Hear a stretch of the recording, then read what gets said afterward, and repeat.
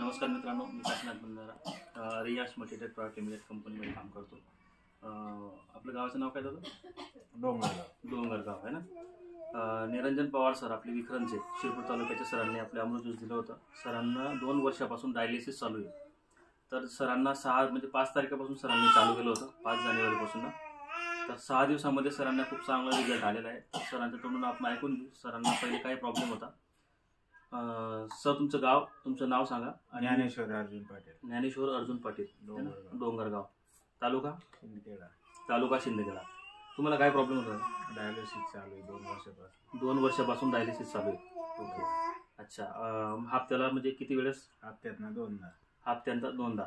हां, म्हणजे कधी जाता तुम्ही? मंगळवार शुक्रवार। मंगळवार आणि शुक्रवार। ओके, मग काय होतं, काय रिझल्ट आला तुम्हाला? मला जवळजवळ 3 लिटर 2.5 लिटर पाणी लागायचं, तर काल अर्धा लिटर लागलो बस।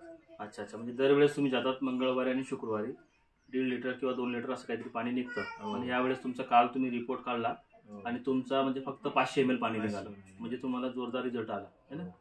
ओके ओके, बघा सर, आपले शिंदखेडा तालुक्याचे 2 वर्षापासून डायलिसिस करत होते। 2 वर्षामध्ये समजा मंगळवारी आणि शुक्रवारी हप्त्यातून 2 वेळेस डायलिसिस करतात। 200 लिटर पाणी, 2 लिटर पाणी निघत होतं, पण काल ते डायलिसिसला गेले तर त्यांचं फक्त 500 ml पाणी निघालं 5 दिवसामध्ये। म्हणजे आपल्या अमृत ज्यूसचं, मग तुम्ही आपल्या अमृत ज्यूस बद्दल काय सांगणार लोकांना, काय मेसेज देणार? अमृत ज्यूस घेतल्यानंतर त्याचा काही कडवटपणा वगैरे काही नाही, चांगलं घ्यायला। हां हां, काही अडचण नाही। म्हणजे तुम्ही लोकांना सांगणार की चांगलं आहे, चांगलं प्रमोशन करू। Okay, thank you sir.